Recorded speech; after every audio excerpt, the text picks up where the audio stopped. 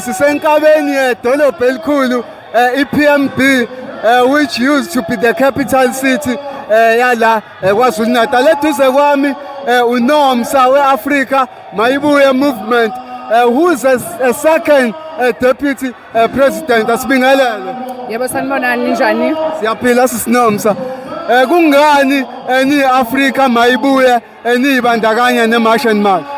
Isizathu silula mfowethu, isizathu ukuthi iview noma iconcern ye March and March ivalid ngendlela thina esibuka ngayo, ngoba ukuba khona kwama illegal immigrants kwabo kufika abangenawo amaphepha, nathi siyimayibuye lokho kuyiview yethu ukuthi abantu abangenako amaphepha abagunyaza ukuthi babe kulelizwe ngokusemthethweni kufanele ukuthi baphindele emakhaya bayolungisa amaphepha abo, ngoba iyalimaza izwe lethu into yokuthi sibe nabantu bokufika la, ngoba uma ngabe sekwabiwa ingalasizinda noma ama-resources azosiza abantu bakithi kuba ne-confusion lapho, ngoba asibazi abantu abakulelizwe bangakanani. Cabanga nje bhuti wami mangingakutshela into yakwa-health, kwesinye isikhathi uthola ukuthi abantu abayimitshintsho okuyimilela la eSouth Africa bafika emaklinikhi nasey'bhedlela bathola ukuthi imithi ayikho ngenxa yokuthi abantu abasebenzisa ama-health services eSouth Africa sebebaningi kakhulu, more than what we have budgeted for.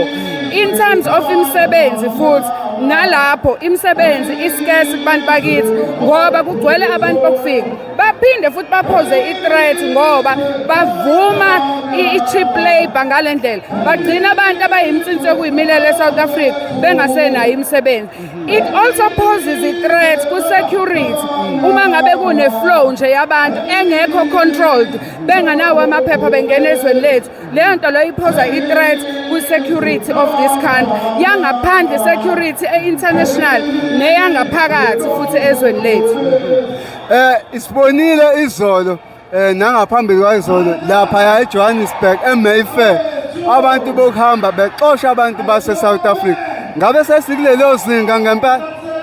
We have been failed by uhulumeni wethu okwazi ukuthi uflowe nje abantu ngokuthanda. Laba bantu sekuyibona abatshela thina mfowethu sikhuluma nje, ibona abaphethe amabhizinisi la, ibona abenza ukuthi izingane zethu zihlale ngaphansi kwama-bridge zidla ama-drugs. Ugovernment wethu wenza sengazuthi akaboni laba baphethe lelizwe, angingasho nanokuthi ugovernment wethu because we don't have a government. Laba bacontrol umnotho walelizwe aba-captured benze ngathi ababoni ukuthi leli lizwe selonakele kangakanani. Each and every corner ufica umuntu okufika eshaya umthetho. Leyo nto leyo sithi siyi-Africa Mayibuye ayiphele, yinto esifuna ukuthi masingena kuhulumeni siyilungise. We are not going to have ama-illegal immigrants angene ngokuthanda ezwe lethu, kufanele kube yizwe elinomthetho. Iy'teti nazi ziyasondela, uthini ngey'teti?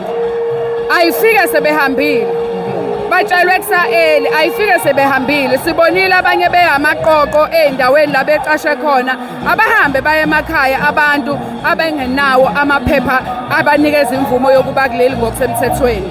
Siyabonga isikhathi sakho. Siyabonga kakhulu.